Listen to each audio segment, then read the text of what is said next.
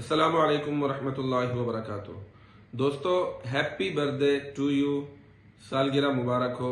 ये दो जुमले आपने अपनी ज़िंदगी में ज़रूर कहे भी होंगे और सुने भी होंगे।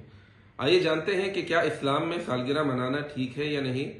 तो इस बारे में उलमाए कराम फरमाते हैं कि ये अगयार की तरफ से आई हुई एक रस्म है, गैर मुस्लिमों की तरफ से आई हुई एक रस्म है। शरीयत में इसका कोई सबूत नहीं है।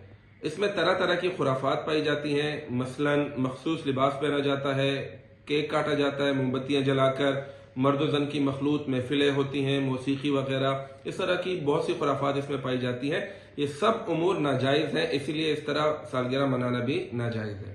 हाँ, अलबत्ता इन तमाम खुराफात से हटकर, इन तमाम खुराफात से खाली कोई महफिल मुनक्किद की जाए जिनमें यह खुराफात शामिल ना हो, और इस दिन को इसलिए घर वाले याद रखें कि एक साल अल्लाह ताला ने खैर व आफियत के साथ, सेहत के साथ और इबादत की तौफीक के साथ गुजार दिया, तब ये जायज़ है, इसकी गुंजाइश निकलती है। ताहम एहतियात बेहतर है। इसी तनाजुर में एक वाकया भी आपसे शेयर करते हैं कि हमारे एक जानने वाले ने अपने पहले बेटे की पहली सालगिरह ईदी सेंटर में जाके मनाई और तकरीबन 25,000 के लगभग उसने खर्चा किया और तहाइफ उन बच्चों में तकसीम किए जो ईदी सेंटर में थे और उनमें खुशियां बांटी।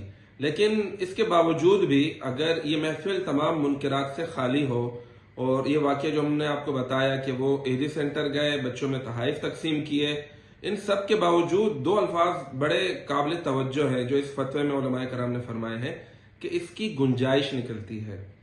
ये कोई जायज उमूर में से नहीं है, गुंजाइश निकलती है और एहतियात बेहतर है। ये दो अल्फाज काबिल तवज्जो हैं। बहुत शुक्रिया। वस्सलामु अलैकुम वरहमतुल्लाहि वबरकातुहू।